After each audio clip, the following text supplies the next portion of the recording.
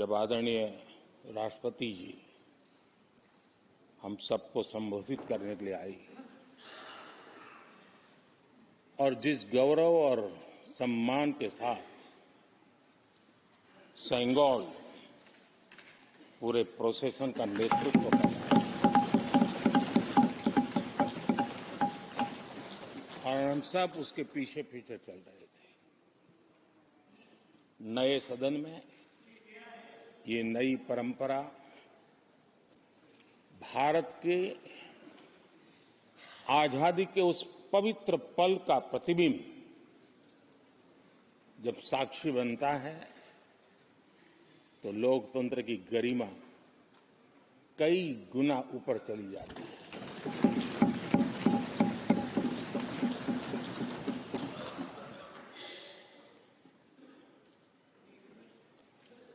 ये 75वां गणतंत्र दिवस, इसके बाद संसद का नया भवन, सेंगोल की अगुवाई, ये सारा दृश्य अपने आप में बहुत ही प्रभावी था। मैं जब वहां से पूरे कार्यक्रम को मैं भागीदारी कर रहा था, यहां से तो उतना हमें भव्यता नजर नहीं आती है, लेकिन वहां सब मैंने देखा कि वाकई नए सदन में इस गरिमापूर्ण उपस्थिति में राष्ट्रपति, उपराष्ट्रपति जी और आप, हम सब के मन को प्रभावित करने वाला वो दृश्य हमेशा हमेशा याद है।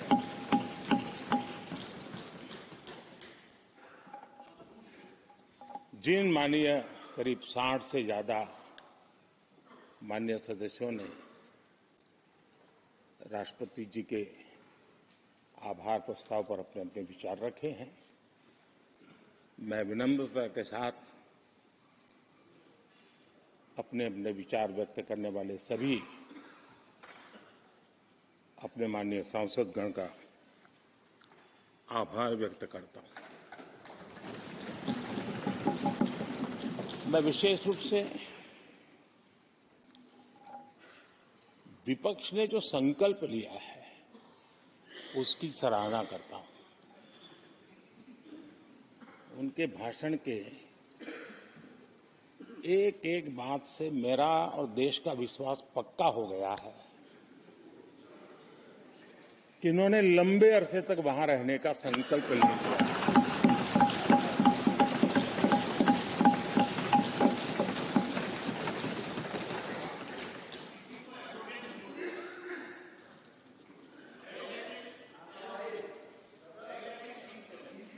आप कई दशक तक जैसे यहां बैठे थे, वैसे ही कई दशक तक वहां बैठने का आपका संकल्प, और जनता जनार्दन तो ईश्वर का रूप होती है, और आप लोग जिस प्रकार से इन दिनों मेहनत कर रहे हैं, मैं पक्का मानता हूं कि ईश्वर रूपी जनता जनार्दन आपको जरूर आशीर्वाद देगी और आप जिस ऊंचाई पे हैं उससे भी अधिक ऊंचाई पर जरूर पहुंचेंगे और अगले चुनाव में दर्शक दिशा में दिखेंगे।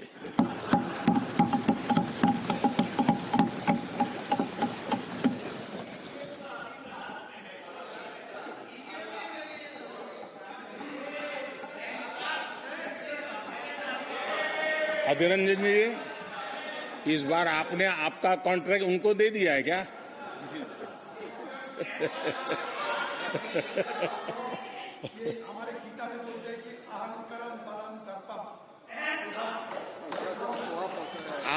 आपने इन्हीं चीजों को पचाया है।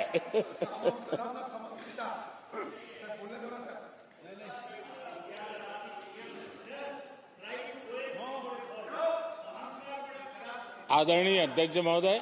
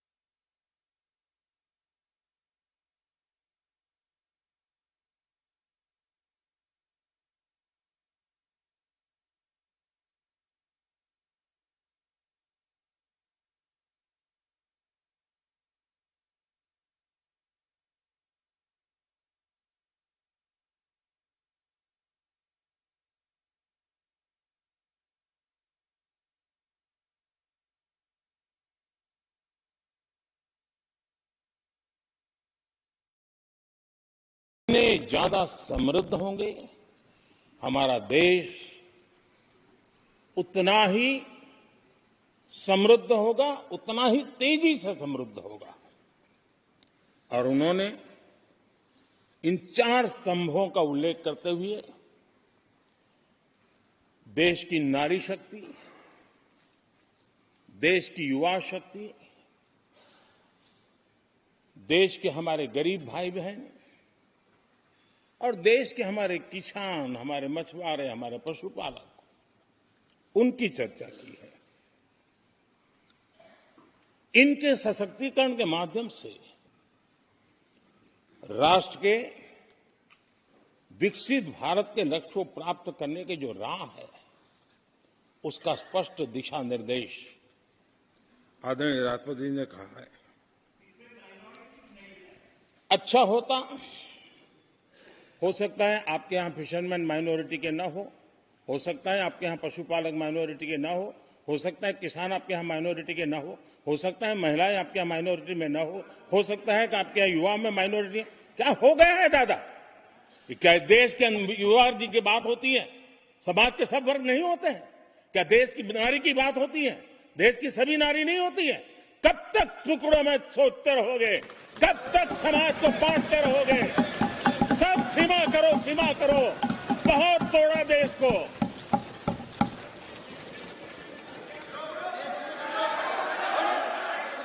आदरणीय अध्यक्ष जी, अच्छा होता कि जाते जाते तो कम से कम इस चर्चा के दरमियान कुछ सकारात्मक बातें होती, कुछ सकारात्मक सुझाव आते। लेकिन हर बार की तरह आप सब साथियों ने देश को बहुत निराश किया, क्योंकि आपकी सोच की मर्यादा देश समझ पा रहा है। उसको बार बार दर्द होता कि ये दशा है इनकी सोचने की मर्यादा इतनी है। आदरणीय अध्यक्ष जी, नेता तो बदल गए, लेकिन टेप रिकॉर्डर वही बज रही है, वही बातें, कोई नई बात आती नहीं, और पुरानी ढपली और पुराना राग वही चलता रहता है आपका। चुनाव का वर्ष था, थोड़ी मेहनत करते, कुछ नया निकाल करके लाते, जनता को जरा संदेश दे पाते, उसमें भी फेल गए आप। चलिए, ये भी मैं सिखाता हूं। आदरणीय अध्यक्ष जी, आज विपक्ष की जो हालत हुई ना, इसकी सबसे दोषी कांग्रेस पार्टी है।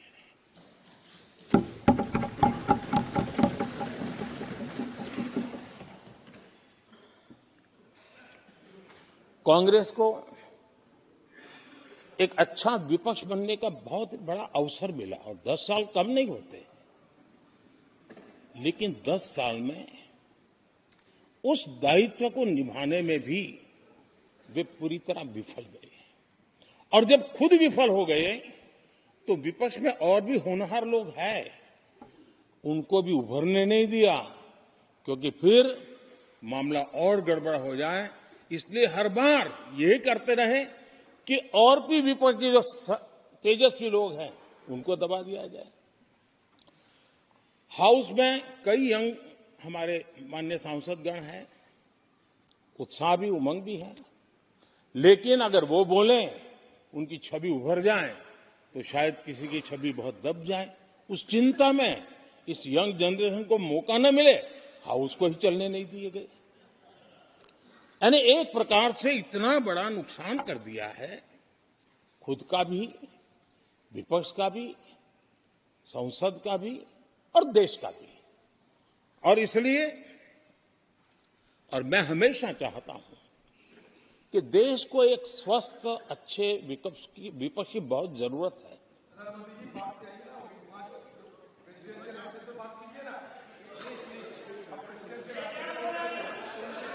देश ने जितना परिवारवाद का खामियाजा उठाया है और उसका खामियाजा खुद कांग्रेस ने भी उठाया है। अब अधीर बाबू की हालत हम देख रहे हैं, वरना ये समय था संसद में रहने का, लेकिन परिवारवाद की सेवा तो करनी पड़ती है।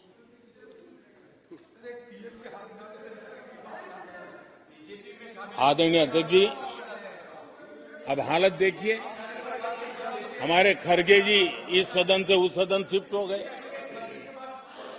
और गुलाम नबी जी तो पार्टी से ही शिफ्ट कर गए। ये सब परिवारवाद के भेंट चढ़ गए। एक ही प्रोडक्ट बार बार की दुकान ताला लगने की नौबत आ गई है।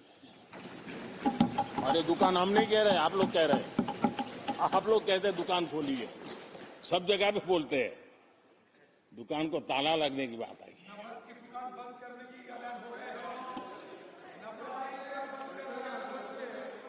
यहां हमारे दादा अपनी आदत छोड़ नहीं पाते हैं, वो वहां से बैठे बैठे कमेंट कर रहे हैं परिवारवाद की। मैं जरा समझा देता हूं, आज माफ करना अध्यक्ष महोदय, मैं जरा समय ले रहा हूं। आज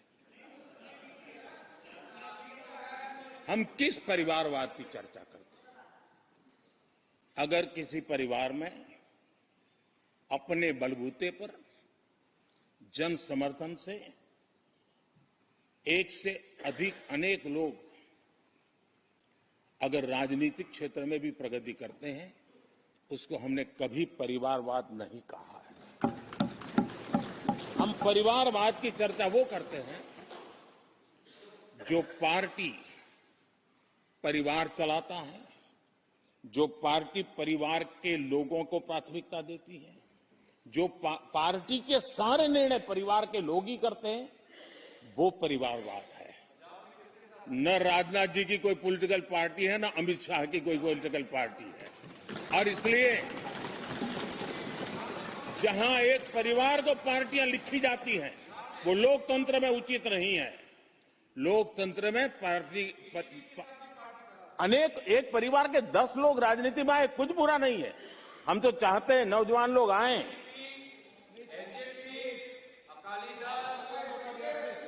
हम भी चाहते हैं ये इसकी चर्चा करिए। हमारे साथ, आपके साथ मेरा विषय नहीं है। देश के लोकतंत्र के लिए परिवारवादी राजनीति, पारिवारिक पार्टियों की राजनीति, ये हम सबकी चिंता का विषय होना चाहिए।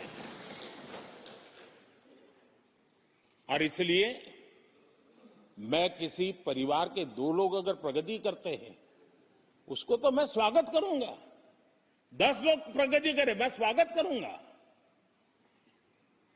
देश में जितनी नई पीढ़ी अच्छे लोग आए, स्वागत योग्य है। सवाल यह है कि परिवार ही पार्टियां चलाती है। पक्का है कि ये अध्यक्ष नहीं होगा तो उसका बेटा होगा, ये नहीं होगा तो उसका बेटा होगा। ये लोकतंत्र का खतरा है। और इसलिए अच्छा हुआ दादा, थैंक यू। ये विषय कभी बोलता नहीं था, आज बोल दिया मैंने। आदरणीय अध्यक्ष जी, एक ही प्रोडक्ट को बार बार लॉन्च करने का भरपूर प्रयास हो रहा है।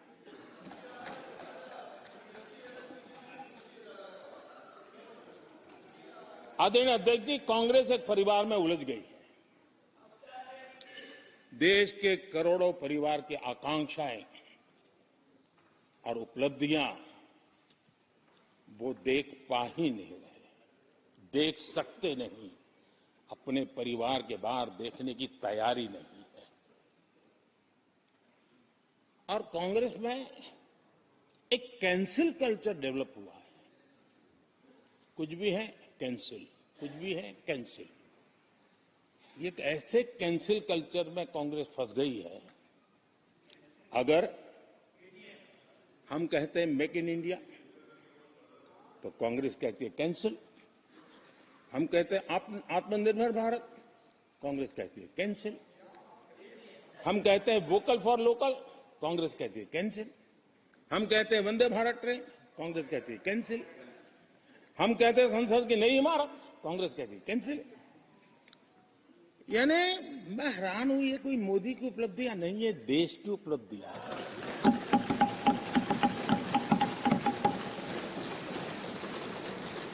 इतनी नफरत कब तक पाले रखोगे? और उसके कारण देश की सफलताएं, देश के अचीवमेंट, उसको भी कैंसिल करके आप बैठ गए हो।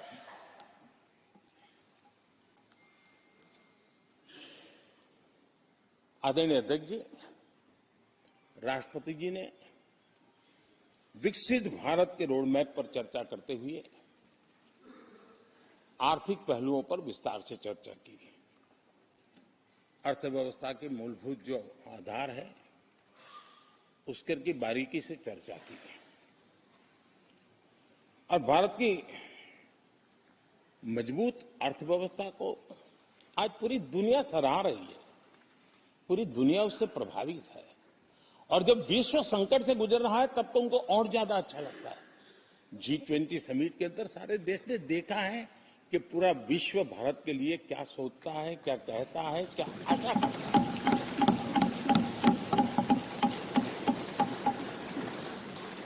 और इन सारे 10 साल के कार्यकाल के अनुभव के आधार पर आज की मजबूत अर्थव्यवस्था को देखते हुए जिस तेज गति से भारत विकास कर रहा है,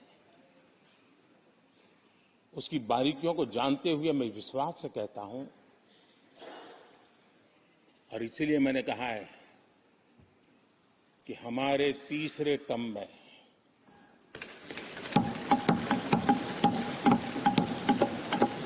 भारत दुनिया की तीसरी बड़ी आर्थिक ताकत बनेगा।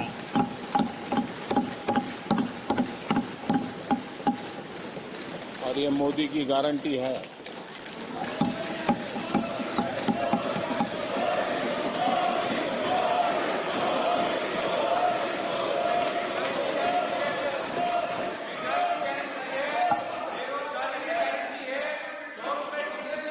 माननीय अध्यक्ष जी, इनको पहले मौका नहीं दिया था क्या? सबको मौका दिया है ना? हाँ,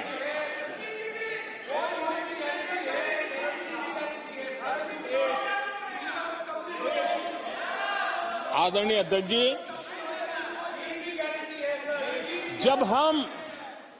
जब हम दुनिया की तीसरी बड़ी आर्थिक शक्ति बनकर के उभरेंगे कहते हैं, तो हमारे विपक्ष में बैठे कुछ साथी कैसा कुतर्क देते हैं।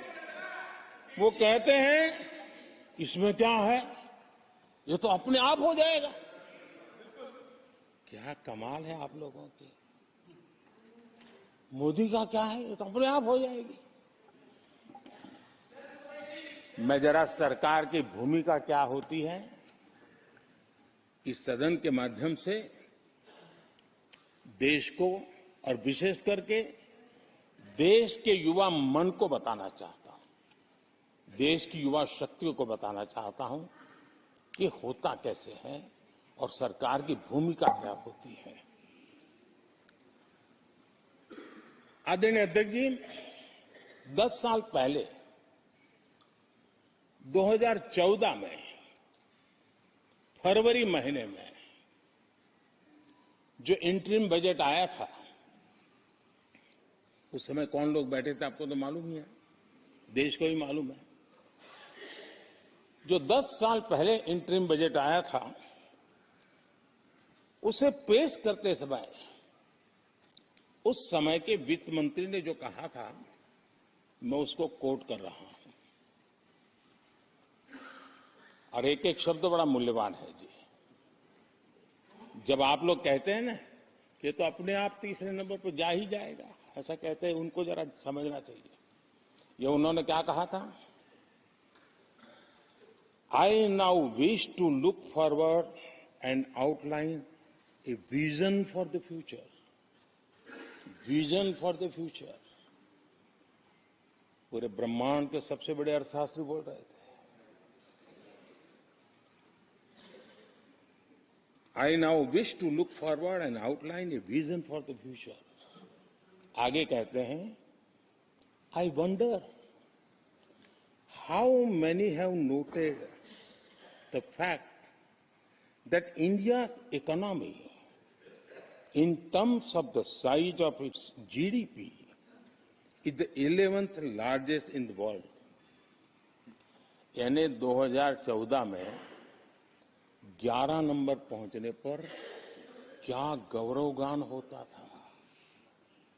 आज 5 पर पहुंच गए और आपको क्या हो गया, क्या हो गया? आदरणीय अध्यक्ष जी, आदरणीय अध्यक्ष जी, आदरणीय अध्यक्ष जी, आदरणीय अध्यक्ष जी, आदरणीय अध्यक्ष जी, आदरणीय अध्यक्ष जी, मैं आगे पढ़ रहा हूं। गोगोई जी, थैंक यू, आपने अच्छा कहा। मैं आगे पढ़ रहा हूं, ध्यान से सुनिए साथियों, ध्यान से सुनिए। उन्होंने कहा था is the 11th largest in the world. बड़ा गौरव का बात था। There are great things in the store, आगे वो कह रहे हैं there are great things in store. फिर आगे कहते हैं, there is a well argued view that in the next 3 decades,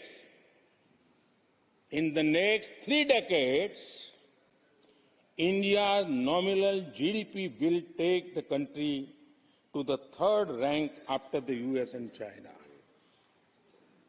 उस समय ये ब्रह्मांड के बड़े अर्थशास्त्री कह रहे थे कि तीसरे नंबर पर 30 साल में हम पहुंच जाएंगे। 30 साल। और फिर कहा था ये मेरा विजन, जो मैं मनमोहन सिंह नहीं थे उस वक्त, मनमोहन सिंह नहीं थे। बहुत लोग हैं जो ये ख्यालों में रहते हैं वो ब्रह्मांड के सबसे बड़ी अर्थशास्त्री है। ये लोग 2014 में कह रहे हैं और विजन क्या देखते हैं कि अरे 2044 यानी 2044 तक तीसरी अर्थव्यवस्था की बात। ये इनकी सोच, ये इनकी मर्यादा, सपना भी देखने का सामर्थ्य खो चुके थे लोग। संकल्प तो दूर की बात थी। 30 साल का इंतजार करने के लिए मेरे देश की युवा पीढ़ी को कह कर गए थे, लेकिन हम आज आपके सामने विश्वास से खड़े हैं, इस पवित्र सदन में खड़े हैं और मैं आपको विश्वास दिलाता हूं कि 30 साल हम नहीं लगने देंगे। ये मोदी की गारंटी है। मेरे तीसरे कार्यकाल में देश दुनिया की तीसरी आर्थिक शक्ति बन जाए।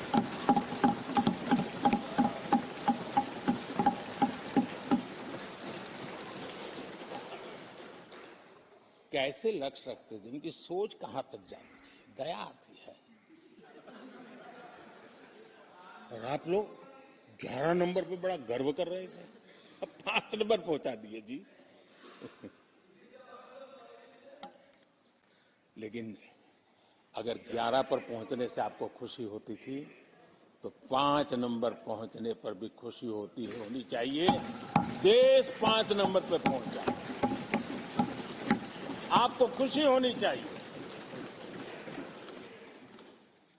इस बीमारी में फंसे पड़े हो। आदरणीय अध्यक्ष जी, भाजपा सरकार की काम करने की स्पीड, हमारे लक्ष्य कितने बड़े होते हैं, हमारा हौसला कितना बड़ा होता है, वो आज पूरी दुनिया देख रही है।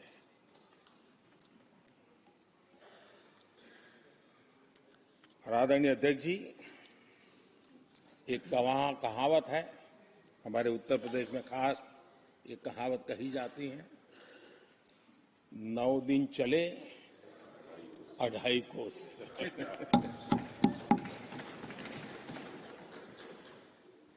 और मुझे लगता है कि ये कहावत पूरी तरह कांग्रेस को परिभाषित कर देती है। ये कांग्रेस की सुस्त रफ्तार, कांग्रेस की सुस्त रफ्तार का कोई मुकाबला नहीं। आज देश में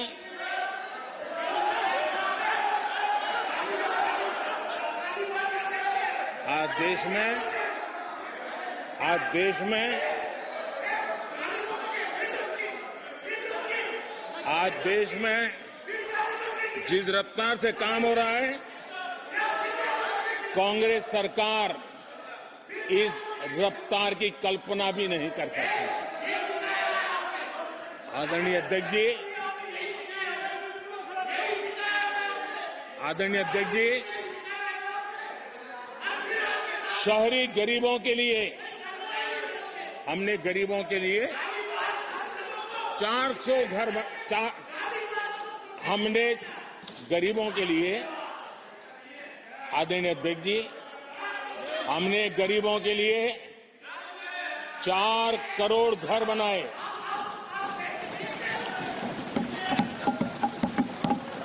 और शहरी गरीबों के लिए 80 लाख पक्के मकान शहरी गरीबों के लिए बने।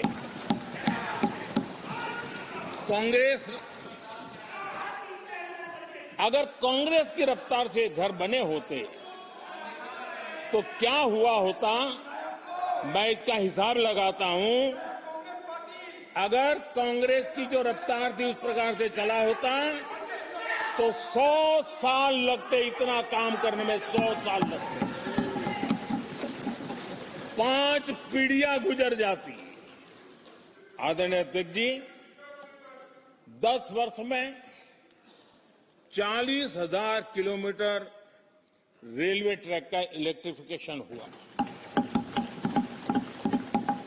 अगर कांग्रेस की रफ्तार से देश चलता, इस काम को करने में 80 साल लग जाते। एक प्रकार से 4 पीढ़ियां गुजर जाती। आदरणीय अध्यक्ष जी, हमने 17 करोड़ अधिक गैस कनेक्शन दिए। ये मैं 10 साल का हिसाब दे रहा हूं। अगर कांग्रेस की चाल से चलते तो ये कनेक्शन देने में और 60 साल लग जाते। 3 पीढ़ियां धुएं में खाना पकाते पकाते गुजर जाती। आदरणीय अध्यक्ष जी, हमारी सरकार ने सैनिटेशन कवरेज 40% से 100% तक पहुंची है। अगर कांग्रेस की रफ्तार होती तो ये काम होते होते 60-70 साल और लगते और कम से कम 3 पीढ़ियां गुजर जाती, लेकिन गारंटी नहीं होता कि नहीं होता। आदरणीय अध्यक्ष जी, कांग्रेस की जो मानसिकता है, जिसका देश को बहुत नुकसान हुआ, कांग्रेस ने देश के सामर्थ्य पर कभी भी विश्वास नहीं किया। वे अपने आप को शासक मानते रहे और जनता जनार्दन को हमेशा कमतर आंकते गए, छोटा आंकते गए। आदरणीय अध्यक्ष जी, देश के नागरिकों के लिए कैसा सोचते थे, मैं जानता हूं, मैं नाम बोलते हुए उनको जरा चुभन होगी, लेकिन 15 अगस्त लाल किले से प्रधानमंत्री नेहरू ने जो कहा था वो मैं जरा पढ़ता हूं। लाल किले से भारत के प्रथम प्रधानमंत्री ने जो कहा था वो पढ़ रहा हूं, नेहरू जी ने। उन्होंने कहा था, हिंदुस्तान में काफी मेहनत करने की आदत आम तौर से नहीं है। हम इतना काम नहीं करते जितना कि यूरोप वाले या जापान वाले या चीन वाले या रूस वाले या अमेरिका वाले करते हैं। ये नेहरू जी लाल किले से बोल रहे हैं। यह न समझिए, यह न समझिए कि यह न समझिए कि वह कौमें, ये न समझिए कि वह कौमें कोई जादू से खुशहाल हो गई। वो मेहनत से हुई है और अक्ल से हुई है। ये उनको सर्टिफिकेट दे रहे हैं, भारत के लोगों को नीचा दिखा रहे हैं। यानी नेहरू जी की भारतीयों के प्रति सोच थी कि भारतीय आलसी है। नेहरू जी की भारतीयों के लिए सोच थी कि भारतीय कम अक्ल के लोग होते हैं। और आदरणीय अध्यक्ष जी, इंदिरा जी की सोच भी उससे ज्यादा अलग नहीं थी। इंदिरा जी ने जो लाल किले से 15 अगस्त को कहा था, लाल किले से 15 अगस्त को इंदिरा जी ने कहा था, दुर्भाग्यवश हमारी आदत ये है कि जब कोई शुभ काम पूरा होने को होता है तो हम आत्मतुष्टि की भावना से ग्रस्त हो जाते हैं, और जब कोई कठिनाई आ जाती है तो हम नाउम्मीद हो जाते हैं। कभी कभी तो ऐसा लगने लगता है कि पूरे राष्ट्र ने ही पराजय भावना को अपना लिया है। आज कांग्रेस के लोगों को देख करके लगता है कि इंदिरा जी भले देश के लोगों का आकलन सही न कर पाए, लेकिन कांग्रेस का एकदम सटीक आकलन उन्होंने किया।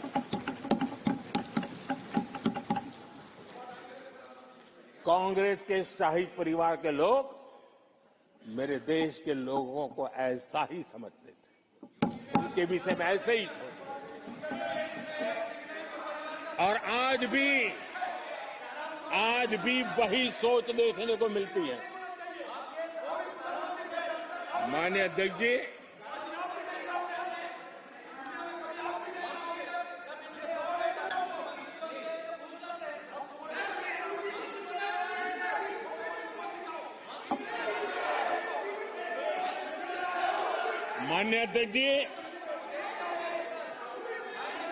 कांग्रेस का विश्वास हमेशा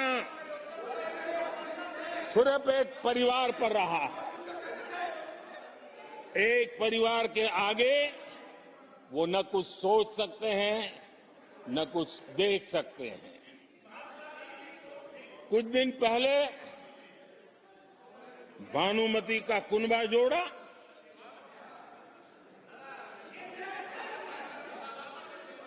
लेकिन फिर एकला चलो रे करने लग गए। कांग्रेस के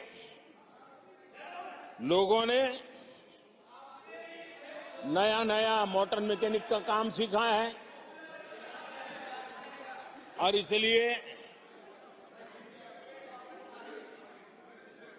अलाइनमेंट क्या होता है उसका ज्ञान तो हो गया होगा, लेकिन मैं देख रहा हूं अलायंस का ही अलाइनमेंट बिगड़ गया।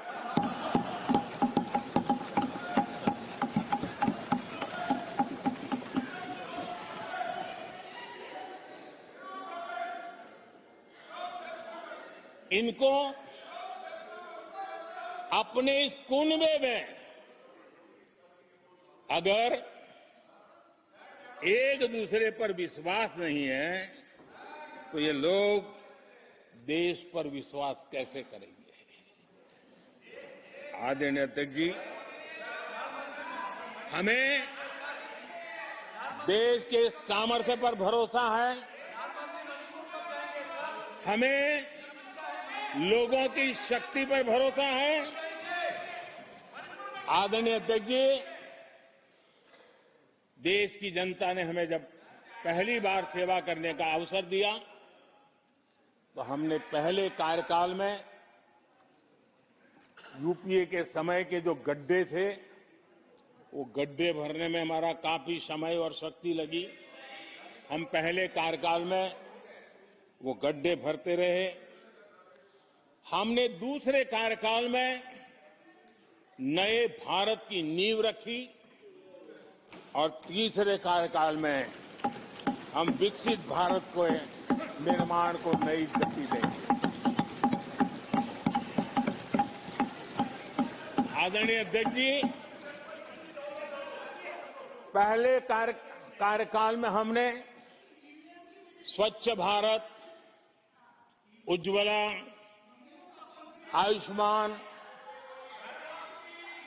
आयुष्मान भारत, बेटी बचाओ बेटी पढ़ाओ,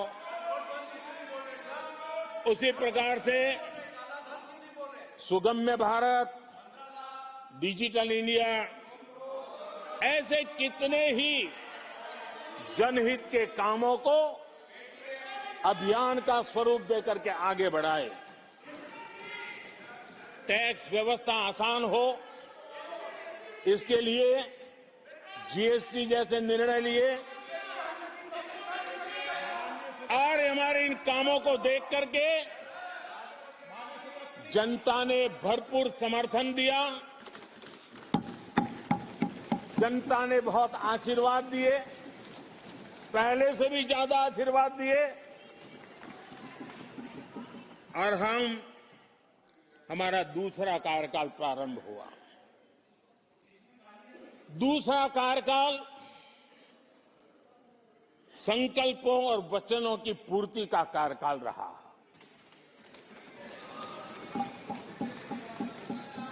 जिन उपलब्धियों का देश लंबे समय से इंतजार कर रहा था, वो सारे काम हमने दूसरे कार्यकाल में पूरे होते देखे। हम सबने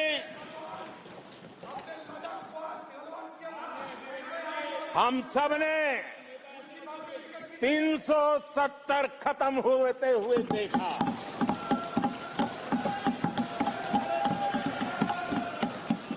इन्हीं माननीय सांसदों के आंखों के सामने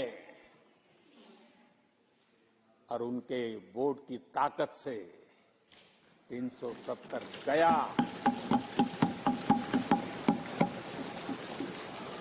नारी शक्ति वंदन अधिनियम ये दूसरे कार्यकाल में कानून बना।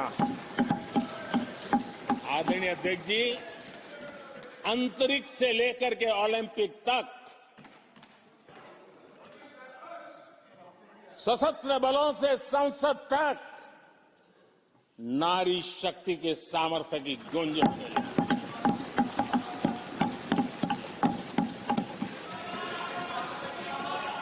ये नारी शक्ति के सशक्तिकरण को आज देश ने देखा है। आदरणीय अध्यक्ष जी, उत्तर से दक्षिण तक, पूरब से पश्चिम तक लोगों ने दशकों से अटकी भटकी लटकी योजनाओं को समयबद्ध तरीके से पूरे होते हुए देखे। आदरणीय अध्यक्ष जी, अंग्रेजी शासन के पुराने दंड प्रधान कानूनों से हम please please please please please please माननीय सदस्यगण, सदन के नेता बोल रहे हैं, आपको प्लीज आप समझाइए। सदन के नेता बोल रहे हैं, आपको मैंने सबको पर्याप्त समय पर्याप्त अवसर दिया था। यह तरीका गलत है, यह हमें मर्यादा बना के रखना पड़ेगा। प्लीज बैठे बैठे कोई टिप्पणी नहीं करेगा। Please please please please no, गलत तरीका, गलत तरीका। माननीय प्रधानमंत्री जी,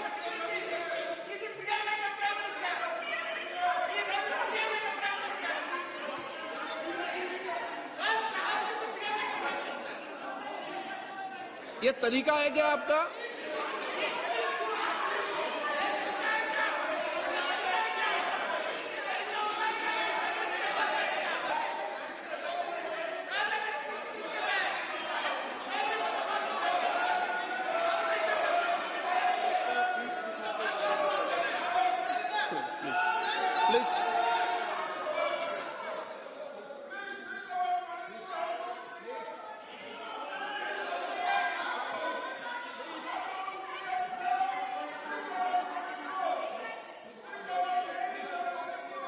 आदरणीय अध्यक्ष जी,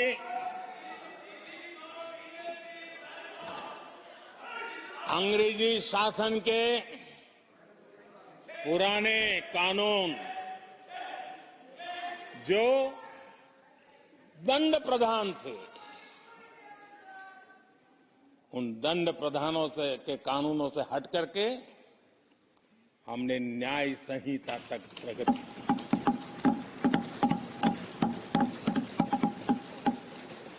हमारी सरकार ने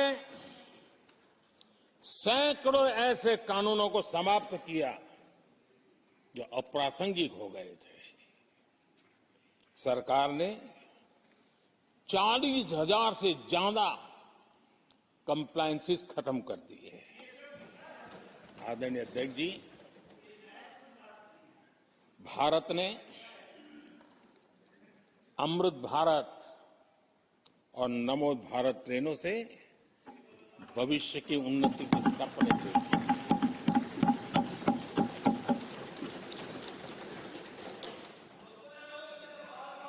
आदरणीय अध्यक्ष जी, देश के गांव-गांव ने, देश के कोटि-कोटि जनों ने विकसित भारत की संकल्प यात्रा देखी है और सैचुरेशन के पीछे कितनी मेहनत की जाती है, उसके हक की चीज उसको मिले, उसके दरवाजे दस्तक देकर के देने का प्रयास देश पहली बार देख रहा है। आदरणीय अध्यक्ष जी, भगवान राम, आदरणीय अध्यक्ष जी, भगवान राम न सिर्फ अपने घर लौटे, बल्कि एक ऐसे मंदिर का निर्माण हुआ जो भारत की महान सांस्कृतिक परंपरा को नई ऊर्जा देता रहेगा। और आदरणीय अध्यक्ष जी, अब हमारी सरकार का तीसरा कार्यकाल भी बहुत दूर नहीं है। ज्यादा से ज्यादा 100-125 दिन बाकी है। और अब की बार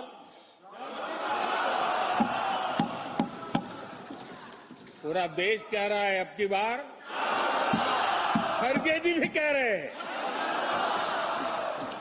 लेकिन अध्यक्ष जी, मैं आमतौर पर ये आंकड़े के चक्कर में नहीं पड़ता,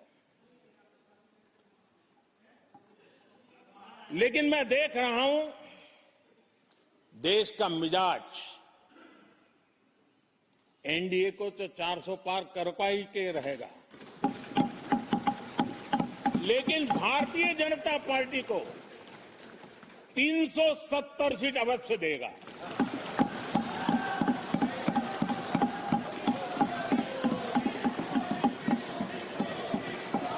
बीजेपी को 370 सीट और एनडीए को 400 पार।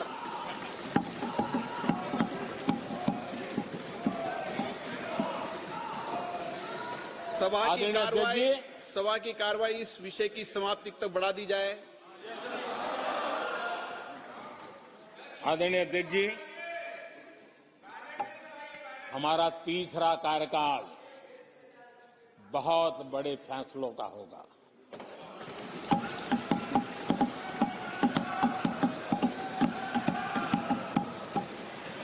मैंने लाल किले से कहा था और राम मंदिर प्राण प्रतिष्ठा के समय भी मैंने उसको दोहराया था। मैंने कहा था देश को अगले 1000 वर्षों तक समृद्ध और सिद्धि के शिखर पर देखना चाहिए। तीसरा कार्यकाल अगले 1000 वर्षों के लिए एक मजबूत नींव रखने का कार्यकाल होगा।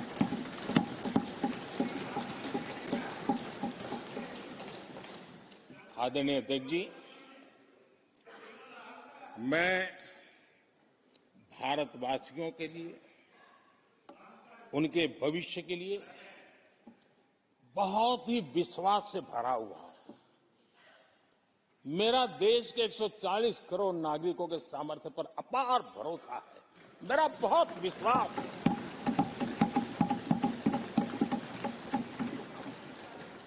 दस वर्षों में 25 करोड़ लोग गरीबी से बाहर आए, ये सामर्थ्य दिखाता है। आदरणीय अध्यक्ष जी, मैंने हमेशा कहा है कि गरीब को अगर साधन मिले, गरीब को अगर संसाधन मिले, गरीब को अगर स्वाभिमान मिले, तो हमारा गरीब गरीबी को परास्त करने का सामर्थ्य रखता है। और हमने वो रास्ता चुना और मेरे गरीब भाइयों ने गरीबी को परास्त करके दिखाया है। और इसी सोच के साथ हमने गरीब को साधन दिए, संसाधन दिए, सम्मान दिया, स्वाभिमान दिया। 50 करोड़ गरीबों के पास आज बैंक खाता है। कभी वो बैंक से गुजर नहीं पाता। 4 करोड़ गरीबों के पास पक्का घर है। घर उसके स्वाभिमान को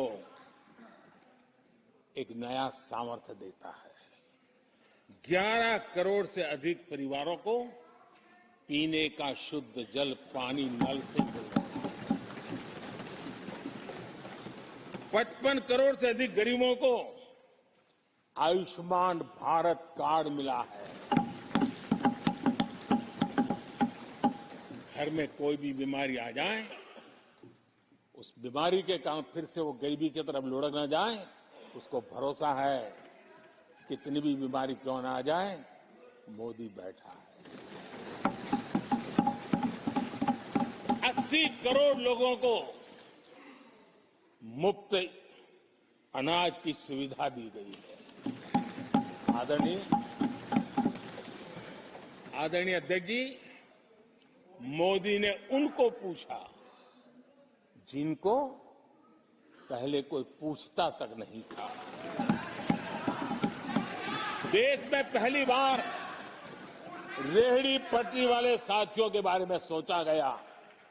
पीएम स्वनिधि योजना से आज वो ब्याज के चक्कर से बाहर निकले, बैंक से पैसे लेकर अपने कारोबार को बढ़ा रहे हैं। देश में पहली बार हाथ का हुनर जिनका सामर्थ्य है, जो राष्ट्र का निर्माण भी करते हैं, ऐसे मेरे विश्वकर्मा साथियों के बारे में सोचा गया। उनको आधुनिक टूल, आधुनिक ट्रेनिंग, पैसों की मदद, विश्व एक मार्केट उनके लिए खुल जाए, ये मेरे विश्वकर्मा भाइयों के लिए हमने कहा। देश में पहली बार पीबीटीजी यानी जनजातियों में भी अति पिछड़े जो हमारे भाई बहन हैं, संख्या बहुत कम है, वोट के हिसाब से किसी को नजर नहीं जाती। हम वोट से परे हैं, हम दिलों से जुड़े हैं और इसलिए पीबीटीजी जातियों के लिए पीएम जनमन योजना बना करके उनके कल्याण का मिशन मोड में काम उठाया है। इतना ही नहीं, सरहद के जो गांव थे जिनको आखिरी गांव करके छोड़ दिया गया था, हमने वो आखिरी गांव को पहला गांव बना करके विकास की पूरी दिशा बदल दी। आदरणीय अध्यक्ष जी, मैं जब बार बार मिलेट्स की वकालत करता हूं, मिलेट्स की दुनिया के अंदर जाकर के चर्चा करता हूं, G20 के देशों को लोगों के सामने गर्व के साथ मिलेट्स परोसता हूं, तो उसके पीछे मेरे दिल में 3 करोड़ से ज्यादा मेरे छोटे किसान हैं जो मिलेट्स की खेती करते हैं। इनका कल्याण, इससे हम जुड़े हुए हैं।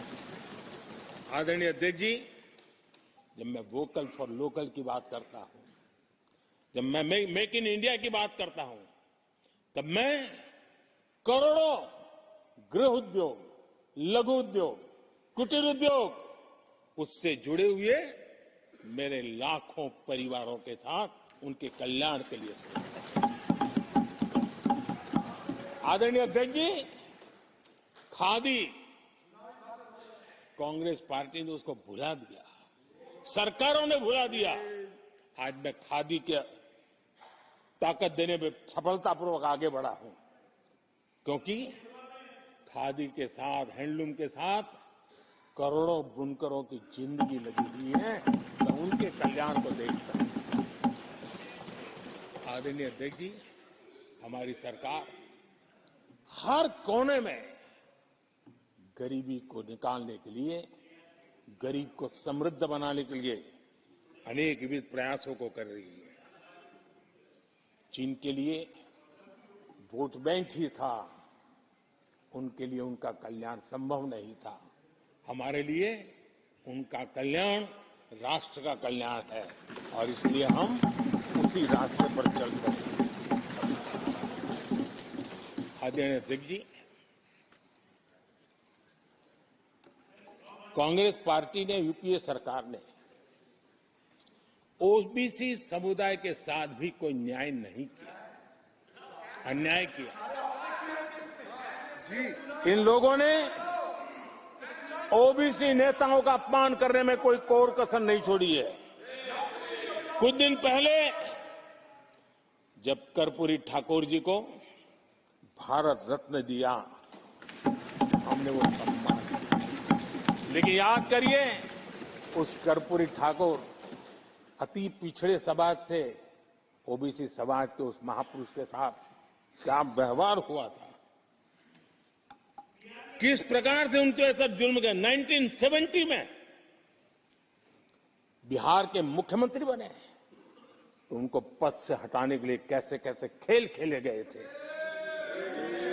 उनकी सरकार अस्थिर करने के लिए क्या कुछ नहीं किया गया था। आदरणीय अध्यक्ष जी, कांग्रेस को अति पिछड़ा व्यक्ति बर्दाश्त नहीं हुआ था।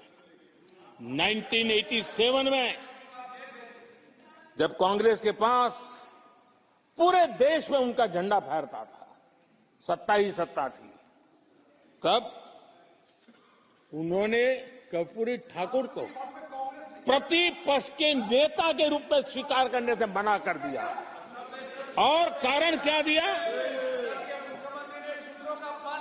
वो संविधान का सम्मान नहीं कर सकते। जिस कर्पूरी ठाकुर ने पूरा जीवन लोकतंत्र के सिद्धांतों के लिए, संविधान की मर्यादाओं के लिए खपा दिया, उनका अपमान करने का काम कांग्रेस पार्टी ने किया था। आदरणीय अध्यक्ष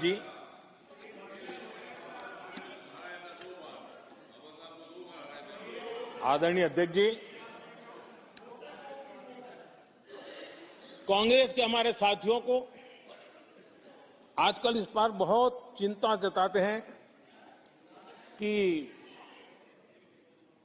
सरकार में ओबीसी कितने लोग हैं, कितने पद पर कहां, उसके हिसाब किताब करते रहते हैं। लेकिन मैं हैरान हूं, उनको इतना सबसे बड़ा ओबीसी नजर नहीं आता है। यहां आके बंद करके बैठ जाते हैं। आदरणीय अध्यक्ष जी, जरा मैं ये दुनिया भर की चीजें करते हैं, मैं कहना चाहता हूं, ये क्लास है। ये यूपीए के समय एक एक्स्ट्रा कॉन्स्टिट्यूशनल बॉडी बनाई गई थी, जिसके सामने सरकार की कुछ नहीं चलती थी। नेशनल एडवाइजरी काउंसिल, जरा कोई निकाल करके देखे उसमें क्या कोई ओबीसी था क्या? जरा निकाल के देखिए। इतनी बड़ी बड़ी पावरफुल बॉडी बनाई थी और वो तो अपॉइंट कर रहे थे। आदरणीय अध्यक्ष जी, पिछले 10 वर्षों में नारी शक्ति के सशक्तिकरण को लेकर के अनेक विध कदम उठाए गए। नारी के नेतृत्व में समाज के सशक्तिकरण पर काम किया गया है। आदरणीय अध्यक्ष जी, अब देश की बेटी, हिंदुस्तान में कोई ऐसा सेक्टर नहीं है जहां देश की बेटियों के लिए दरवाजे बंद हो।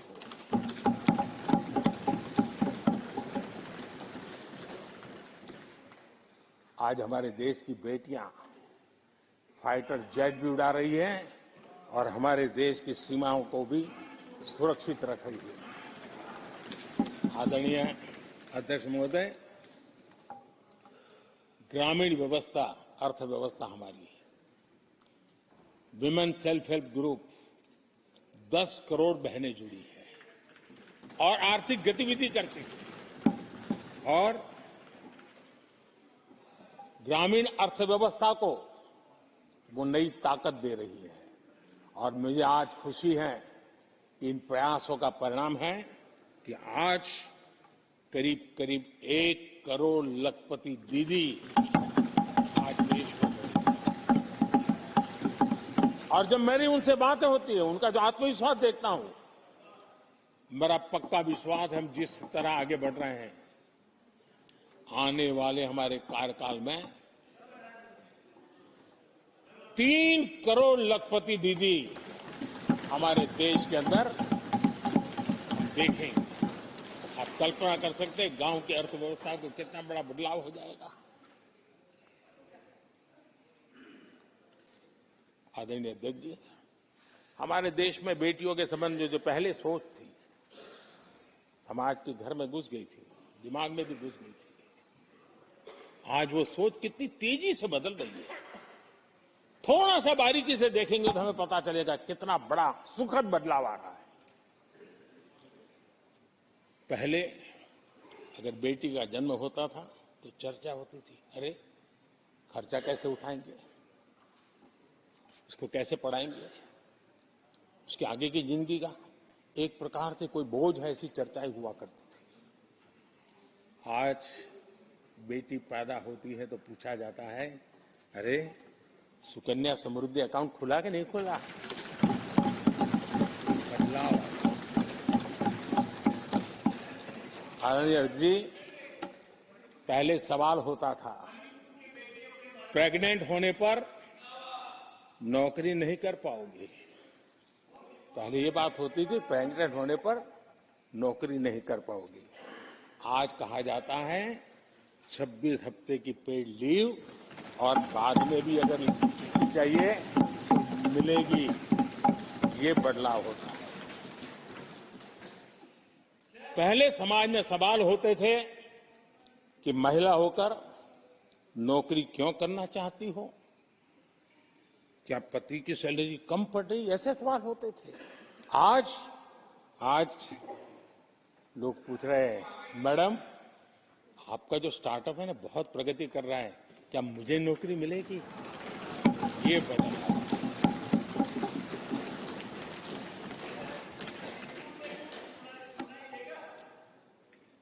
आदरणीय अध्यक्ष जी, एक समय था जब सवाल पूछा जाता था कि बेटी की उम्र बढ़ रही है, शादी कब करोगे? बेटी की उम्र बढ़ रही है, शादी कब करोगे?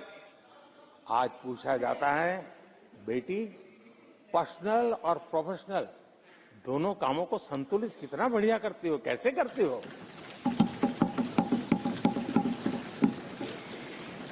आदरणीय अध्यक्ष जी, एक समय था घर में कहा जाता था कि घर के मालिक घर पे है कि नहीं है, ऐसा पूछा जाता था। घर के मुखिया को बुलाइए, ऐसा कहते थे। आज किसी के घर जाते हैं तो घर महिला के नाम पर, बिजली का बिल उसके नाम पर आता है, पानी गैस सब उसके नाम पर, तो परिवार के मुखिया की जगह आज मेरी माताएं बहनें, ये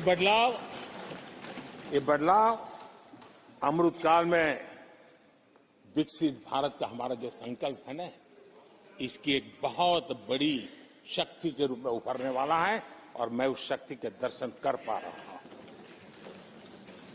आदरणीय अध्यक्ष महोदय,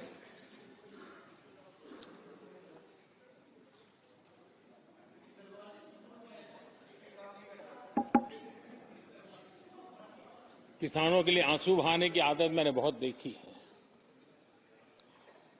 किसानों के साथ कैसा कैसा विश्वासघात किया गया है, ये देश ने देखा है।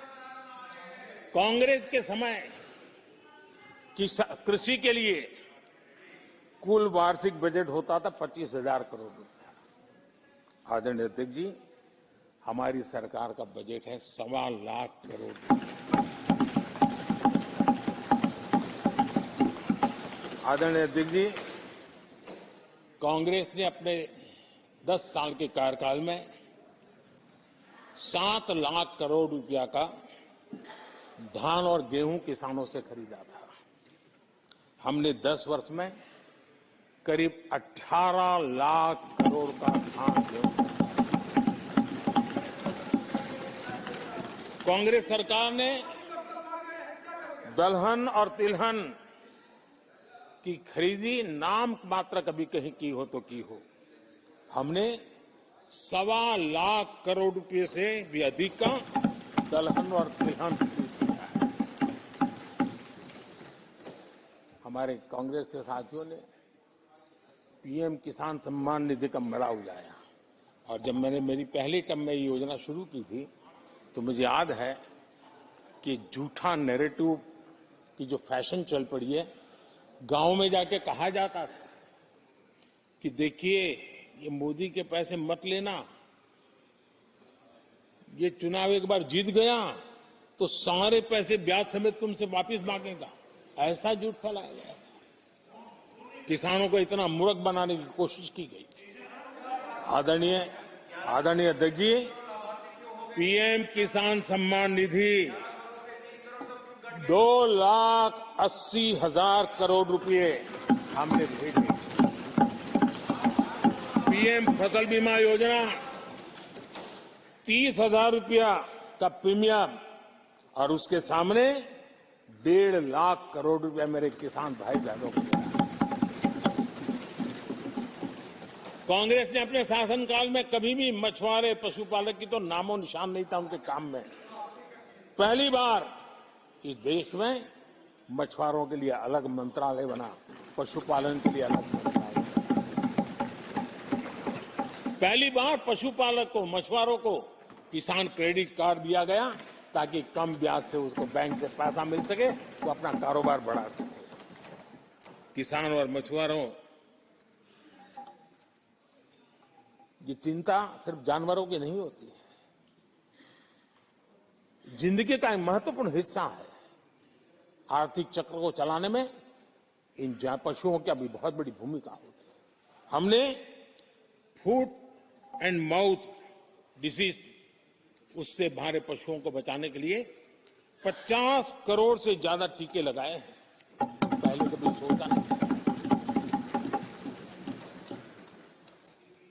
आदरणीय अध्यक्ष महोदय, आज भारत में युवाओं के लिए जितने नए अवसर बने हैं ये पहले कभी नहीं बने। आज पूरी वोकेबलरी बदल गई है। शब्द पूरे जो पहले कभी सुनने को नहीं मिलते थे वो बोलचाल के सहज दुनिया में शब्द आ चुके हैं। आज चारों तरफ स्टार्टअप्स की गूंज है, यूनिकॉर्न्स चर्चा में है। आज डिजिटल क्रिएटर्स एक बहुत बड़ा वर्ग हमारे सामने है। आज गीग इकोनॉमी की चर्चा हो रही है।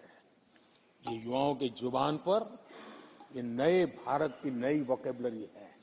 ये नई आर्थिक साम्राज्य की नई परिवेश है, नई पहचान है। ये सेक्टर युवाओं के लिए रोजगार के लाखों नए अवसर बना रहे हैं। 2014 से पहले डिजिटल इकोनॉमी की साइज ना के बराबर थी, बहुत ज्यादा उसकी चर्चा भी नहीं थी। आज भारत दुनिया की डिजिटल इकोनॉमी है, अग्रणी है। लाखों युवा इससे जुड़े हैं और आने वाले समय में ये डिजिटल इंडिया मूवमेंट जो है वो देश के नौजवानों के लिए अनेक अनेक अवसर, अनेक अनेक रोजगार, अनेक अनेक प्रोफेशंस के लिए अवसर लेकर के आने वाला है। आदरणीय अध्यक्ष जी, आज Bharat made in India phone दुनिया में पहुंच रहे हैं। दुनिया में हम नंबर 2 बन गए हैं। और एक तरफ सस्ता मोबाइल प्राप्त हुआ है और दूसरी तरफ सस्ता डेटा। इन दोनों ने एक बहुत बड़ा रिवॉल्यूशन लाया है देश में और दुनिया में। हम जिस कीमत पे आज हमारे नौजवानों को ये प्राप्त करवा रहे हैं, सबसे कम कीमत पर करवा रहे हैं और वो एक कारण बना है। आज मेड इन इंडिया अभियान, रिकॉर्ड मैन्युफैक्चरिंग, रिकॉर्ड एक्सपोर्ट, यह देश देख रहा है। आदरणीय जी, ये सारे काम हमारे नौजवानों के लिए सबसे ज्यादा रोजगार लाने वाले काम हैं, सबसे ज्यादा रोजगार के अवसर पैदा करेंगे।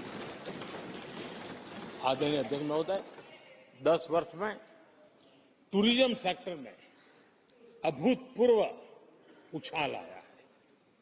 हमारे देश में ये ग्रोथ और टूरिज्म सेक्टर ऐसा है जिसमें कम से कम पूंजी निवेश में अधिक से अधिक लोगों को रोजगार देने वाला अवसर है और सामान्य से सामान्य व्यक्ति को भी ये रोजगार देने वाला अवसर है। स्वरोजगार की सबसे ज्यादा संभावनाएं वाला टूरिज्म क्षेत्र है। 10 वर्ष में एयरपोर्ट 2 गुने बने। भारत सिर्फ एयरपोर्ट बने ऐसा नहीं है, भारत दुनिया का तीसरा बड़ा डोमेस्टिक एविएशन सेक्टर बना, दुनिया के तीसरे बड़े। हम सबको खुशी होनी चाहिए। भारत की जो एयरलाइंस कंपनियां हैं उन्होंने 1000 नए एयरक्राफ्ट के ऑर्डर दिए। देश में 1000 नए एयरक्राफ्ट। और जब इतने सारे हवाई जहाज ऑपरेट होंगे, सारे एयरपोर्ट कितने धमधमते होंगे, कितने पायलट्स की जरूरत पड़ेगी, कितने हमें क्रू मेंबर चाहिए, कितने इंजीनियर चाहिए, कितने ग्राउंड सर्विस के लिए लोग चाहिए। यानी रोजगारी के नए नए क्षेत्र खुलते जा रहे हैं। एविएशन सेक्टर भारत के लिए एक बहुत बड़ा नया अवसर बनकर के आया है। आदरणीय अध्यक्ष जी, हमारी कोशिश रही है कि इकोनॉमी को हम फॉर्मलाइज करने की दिशा में मजबूती से कदम उठाए, युवाओं को नौकरी भी मिले, सोशल सिक्योरिटी भी मिले। इन दोनों को लेकर के और आपने जिन बातों के आधार पर हम निर्णय करते हैं और देश में भी माना जाता है, वो एक होता है डाटा ईपीएफओ का, ईपीएफओ में जो रजिस्ट्रेशन होता है 10 साल में करीब 18 करोड़ नए सब्सक्राइबर आए और वो तो सीधा पैसों से जुड़ा खेल होता है, उसमें फर्जी नाम नहीं होते हैं।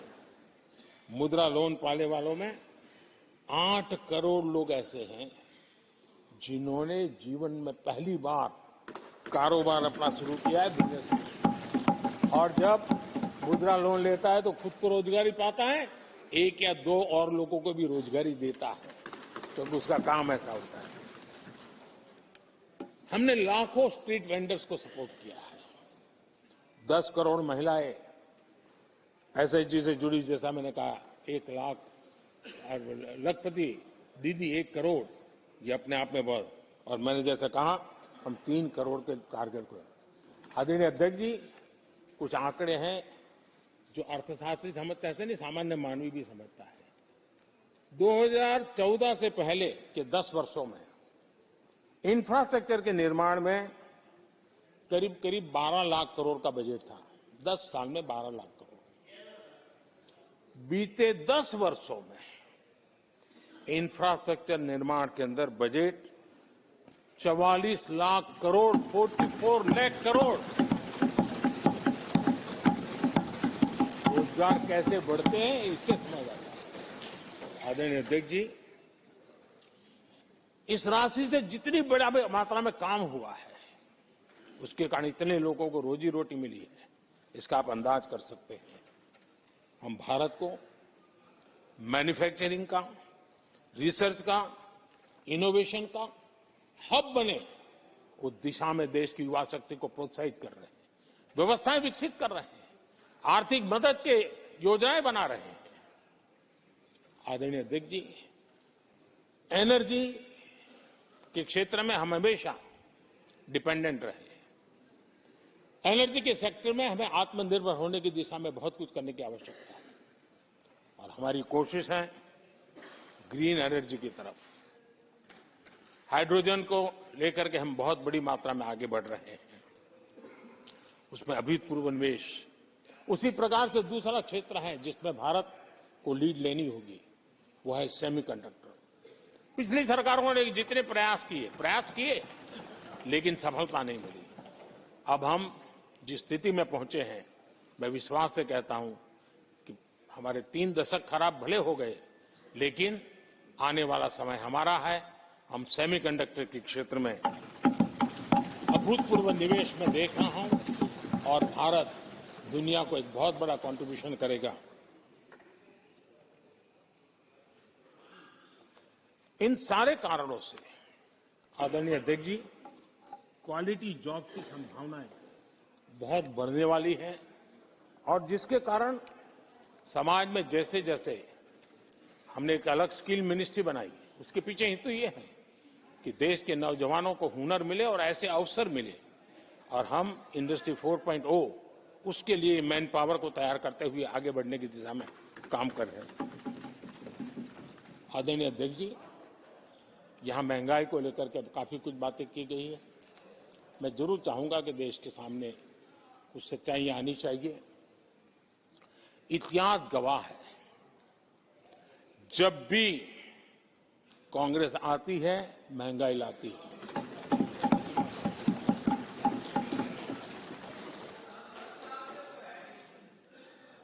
मैं कुछ वक्तव्य इस सदन में आज कहना चाहता हूं और किसी की आलोचना करने के लिए नहीं कह रहा हूं, लेकिन हो सकता है कि हमारी बात जो समझ नहीं पाते हैं वो अपने लोगों की बात को समझने का प्रयास करेंगे। कहा गया था कभी,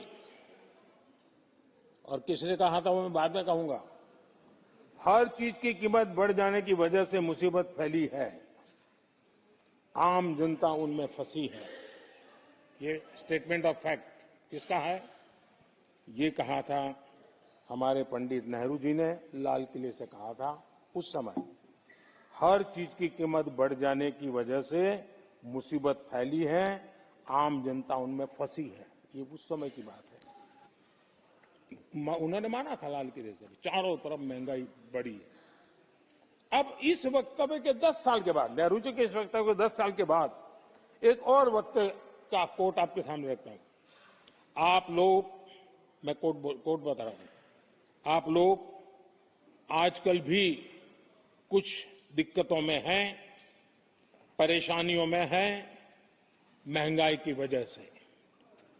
कुछ तो लाचारी है, पूरी तौर से काबू की बात नहीं हो पा रही हमारे इस समय में, हालांकि वो काबू में आएगी।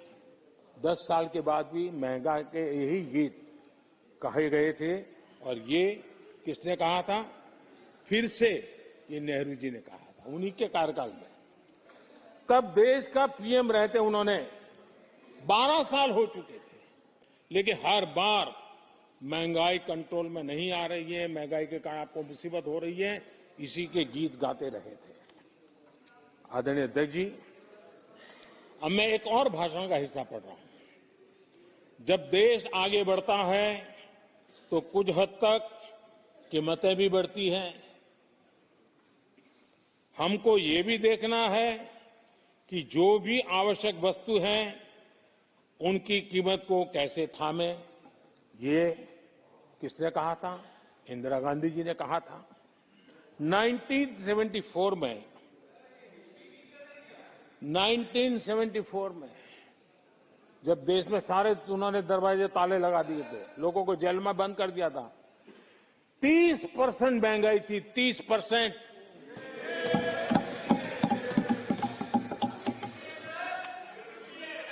आदरणीय अध्यक्ष जी,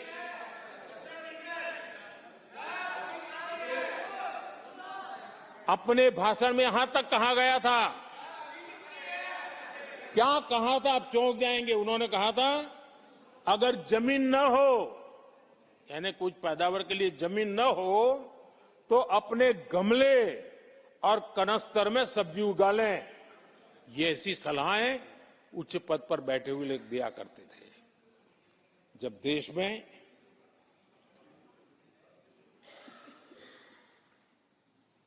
महंगाई को लेकर के 2 गाने सुपरहिट हुए थे हमारे देश में, घर घर गाए जाते थे।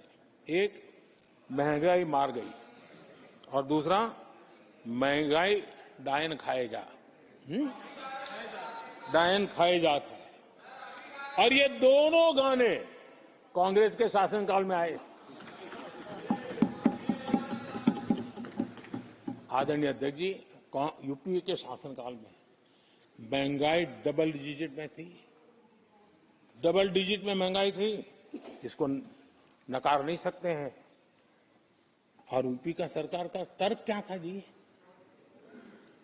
असंवेदनशीलता। ये कहा गया था कि महंगी आइसक्रीम खा सकते हो तो महंगाई का रोना क्यों रो रहे हो? ये कहा गया था, ये कहा गया था। जब भी कांग्रेस आई है, उसने महंगाई को ही मजबूत किया।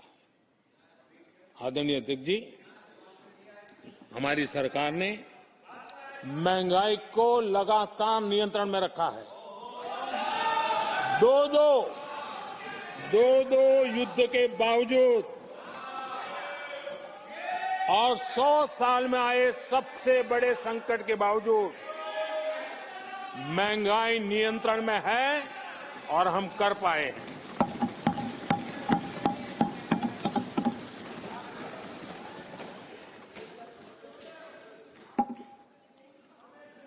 आदरणीय अध्यक्ष जी, यहां पर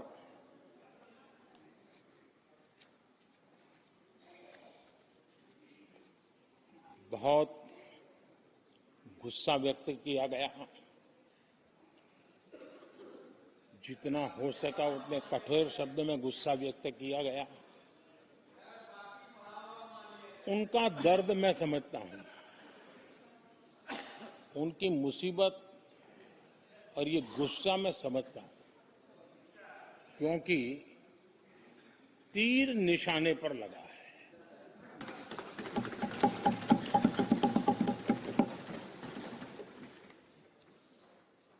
भ्रष्टाचार पर एजेंसियां एक्शन ले रही हैं,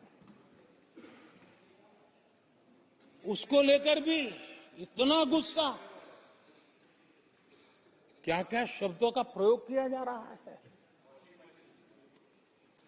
आदरणीय अध्यक्ष जी, 10 साल पहले हमारे सदन में, पार्लियामेंट में क्या चर्चा होती थी?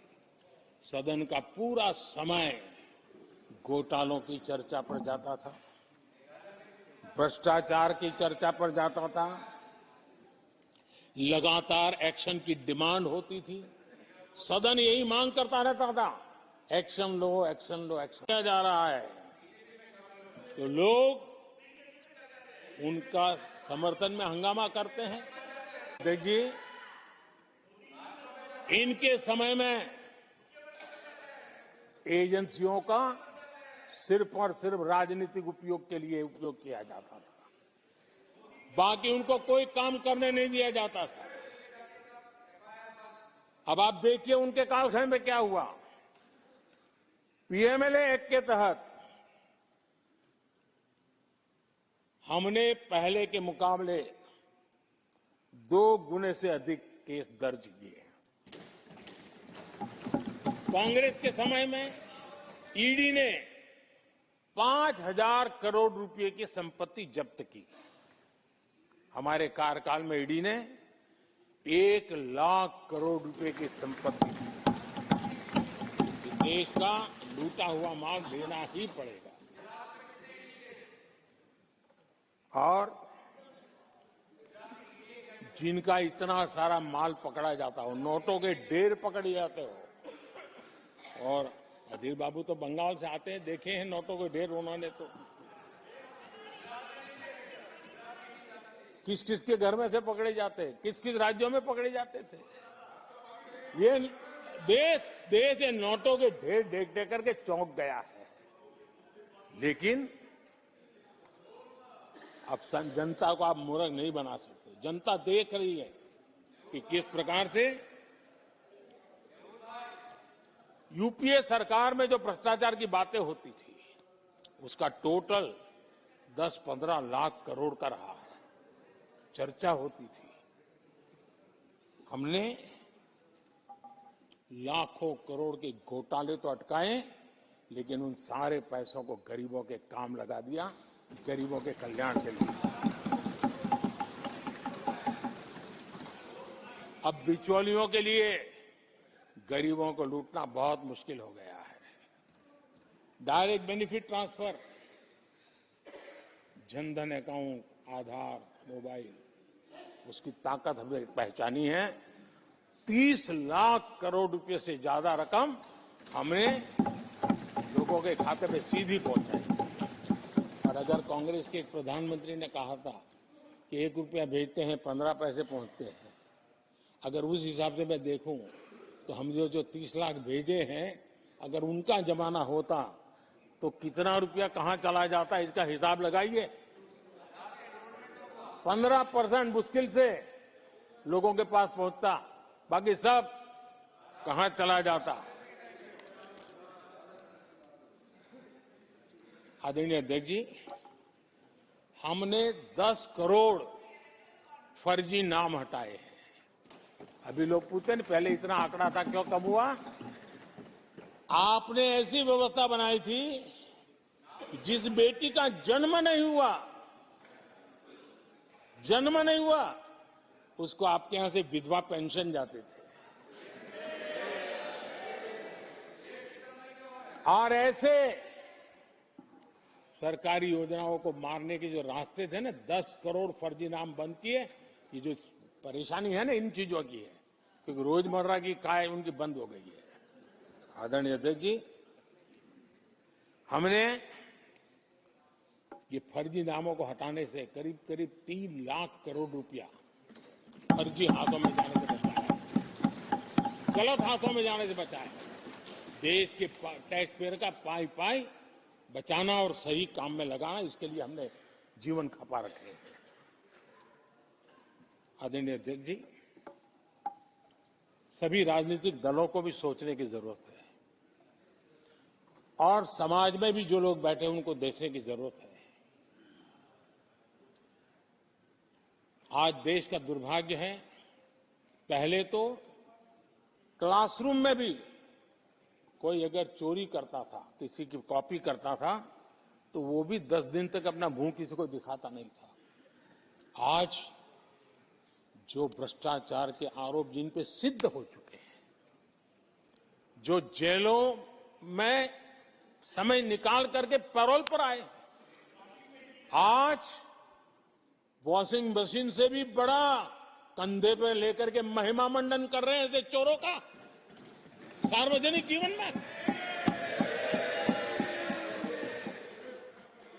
कहां ले जाना चाहते हो देश को तुम? जो सजा हो चुकी है, मैं ये तो समझता हूं कि आरोप जो है उनके लिए तो आप सोच सकते हैं, लेकिन जो गुनाह सिद्ध हो चुका है, जो सजा काट चुके हैं, जो सजा काट रहे हैं, ऐसे लोगों का महिमा मंडन करते हो आप? कौन सा कल्चर और देश की भावी पीढ़ी को क्या प्रेरणा देना चाहते हो आप? कौन से रास्ते और ऐसी कौन सी आपकी मजबूरी है?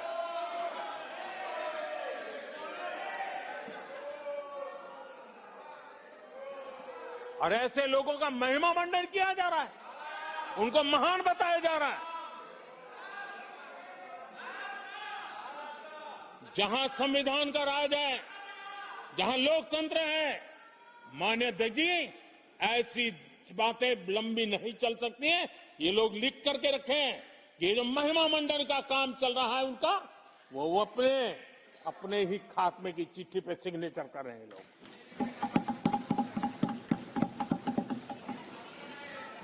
आदरणीय अध्यक्ष जी, जांच करना ये एजेंसियों का काम है। एजेंसियां स्वतंत्र होती हैं और संविधान ने उनको स्वतंत्र रखा हुआ है, और जज करने का काम न्यायाधीश का है।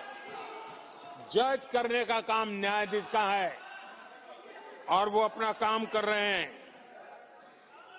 और अध्यक्ष जी, मैं इस पवित्र सदन में फिर से दोहराना चाहूंगा, जिसको जितना जुल्म मुझ पर करना है कर ले, मेरी भ्रष्टाचार के खिलाफ लड़ाई चलती रहेगी। जिसने देश को लूटा है उनको लौटाना पड़ेगा, जिन्होंने देश को लूटा है उनको लौटाना पड़ेगा। ये मैं देश को इस सदन की पवित्र जगह से वादा करता हूं। जिसको जो आरोप लगाना है लगा लें, लेकिन देश को लूटने नहीं दिया जाएगा, और जो लूटा है वो लौटाना पड़ेगा। आदरणीय अध्यक्ष जी, देश सुरक्षा और शांति का एहसास कर रहा है। पिछले 10 वर्ष की तुलना में सुरक्षा के क्षेत्र में देश आज वाकई सशक्त हुआ है। आतंकवाद, नक्सलवाद एक छोटे दायरे में अब सिमटा हुआ है।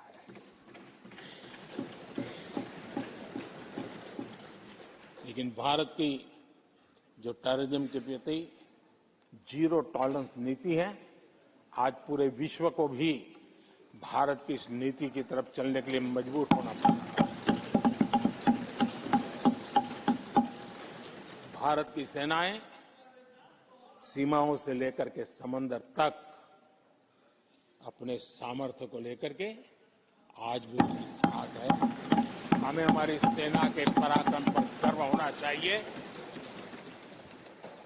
हम कितना ही उनके मोरल तोड़ने की कोशिश करें, मुझे मेरी सेना पर भरोसा है। मैंने उनके सामर्थ्य को देखा है।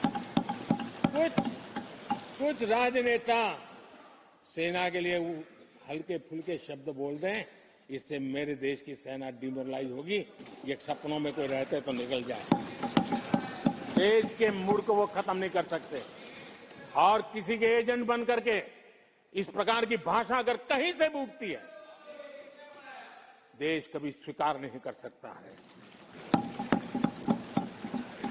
और जो खुलेआम देश में अलग देश बनाने की वकालत करते हैं,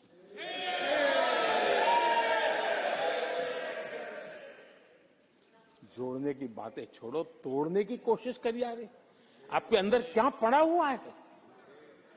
क्या इतने टुकड़े करके अभी भी आपके मन को समाधान नहीं हुआ है? देश के इतने टुकड़े कर चुके हो आप, और टुकड़े करना चाहते हो? कब तक करते रहोगे? आदरणीय अध्यक्ष जी, इसी सदन में अगर कश्मीर की बात होती थी तो हमेशा चिंता का स्वर निकलता था, छिटाकशी होती थी, आरोप प्रत्यारोप होते थे। आज जम्मू कश्मीर में अभूतपूर्व विकास की चर्चा हो रही है और गर्व के साथ हो रही है। पर्यटन लगातार बढ़ रहा है, G20 समिट होती है वहां, पूरा विश्व आज उसकी सराहना करता है। आर्टिकल 370 को लेकर के कैसा हवा बना के रखा था। कश्मीर के लोगों ने जिस प्रकार से उसको गले लगाया है, कश्मीरी जनता ने जिस प्रकार से गले लगाया है, और आखिर के ये समस्या किसकी देन थी? किसने देश के माथे पर मारा था? किसने भारत के संविधान के अंदर इस प्रकार की दरार करके रखी हुई थी? आदरणीय अध्यक्ष जी, अगर नेहरू जी का नाम लेते हैं तो उनको बुरा लगता है, लेकिन कश्मीर को जो समस्याएं झेलनी पड़ी उसके मूल में उनकी ये सोच थी और उसी का परिणाम है देश को भुगतना पड़ा। जम्मू कश्मीर के लोगों को, देश के लोगों को नेहरू जी की गलतियों का बहुत बड़ी कीमत चुकानी पड़ी है। आदरणीय अध्यक्ष जी, वो भले गलतियां करके गए, लेकिन हम मुसीबतें झेल करके भी गलतियां सुधारने के लिए हमारी कोशिश जारी रखेंगे। हम रुकने वाले नहीं हैं। हम देश के लिए काम करने के लिए निकले हुए लोग हैं। हमारे लिए नेशन फर्स्ट है। आदरणीय अध्यक्ष जी, मैं सभी राजनीतिक दलों के नेताओं से आग्रह करूंगा, सभी माननीय सदस्यों से आग्रह करूंगा, भारत के जीवन में एक बहुत बड़ा अवसर आया है। वैश्विक परिवेश में भारत के लिए बड़ा अवसर आया है। एक नए आत्मविश्वास के साथ आगे बढ़ने का अवसर आया है। राजनीति अपनी जगह पे होती है, आरोप प्रत्यारोप अपनी जगह पर होता है, लेकिन देश से बढ़कर कुछ नहीं होता है। और इसलिए आइए मैं निमंत्रण देता हूं आपको, कंधे से कंधा मिलाकर के हम देश के निर्माण के लिए आगे बढ़े। राजनीति में किसी भी जगह पर रहते हुए भी राष्ट्र निर्माण में आगे बढ़ने में कोई रुकावट नहीं आती। अब इस राह को मत छोड़िए। मैं आपका साथ मांग रहा हूं, मां भारती के कल्याण के लिए साथ मांग रहा हूं। मैं विश्व के अंदर जो अवसर आया है उस अवसर को बुलाने के लिए आपका साथ मांगता हूं। मैं आपका सहयोग चाहता हूं